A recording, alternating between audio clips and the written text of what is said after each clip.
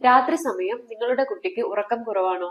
എങ്കിൽ ഈ video full ആയിട്ട് കാണുക. കുഞ്ഞുങ്ങൾക്ക് ശരിയായിട്ടുള്ള ഉറക്കം ലഭിക്കാത്തതിന്റെ പ്രധാന കാരണം എന്ന് പറയുന്നത് ചെറുപ്പം മുതലേ അവർക്കൊരു പ്രോപ്പർ ആയിട്ടുള്ള സ്ലീപ്പ് ഷെഡ്യൂൾ ഇല്ലാത്തത്. ഒരു വയസ്സാകുമ്പോഴേക്ക് തന്നെ കുഞ്ഞിന് രാത്രി ഉറക്കത്തിനായി ഒരു ടൈം സെറ്റ് ചെയ്യുകയും പിന്നീട് എല്ലാ രാത്രികളിലും ആ സെയിം സമയത്ത് ഉറക്കാൻ ശ്രമിക്കുകയും ചെയ്യുമ്പോൾ മാത്രമാണ് ഈ ഒരു സ്ലീപ്പ് ഷെഡ്യൂൾ ഉണ്ടാകുന്നത്. ഉദാഹരണത്തിന് ഇന്നൊരു 8 മണി, നാളെ ഒരു 9 മണി, ചിലപ്പോൾ പാരന്റ്സ് ഉറങ്ങുന്നത് വരെ ഉറങ്ങാതെ ഒരു 2 മണി 3 മണിക്കൊക്കെ കുഞ്ഞുങ്ങൾ ഉറങ്ങുമ്പോൾ അവർക്ക് പ്രോപ്പർ ആയിട്ടുള്ള ഒരു സ്ലീപ്പ് ലഭിക്കില്ല. ഇത് കൂടാതെ അഡിനോയിഡ് ഹൈപ്പർട്രോഫി പ്രോപ്പർ സ്ലീപ്പ് ലഭിക്കാത്തതിന്റെ മറ്റൊരു കാരണമാണ്.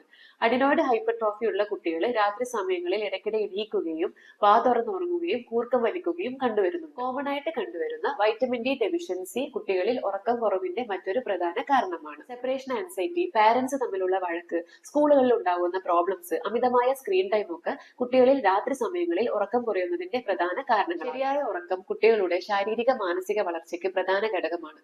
അതുകൊണ്ട് തന്നെ പാരന്റ്സ് അവർക്ക് മതിയായ ഉറക്കം ലഭിക്കുന്നുണ്ടോ ഇല്ലയോ എന്നത് എപ്പോഴും ഉറപ്പുവരുത്തണം.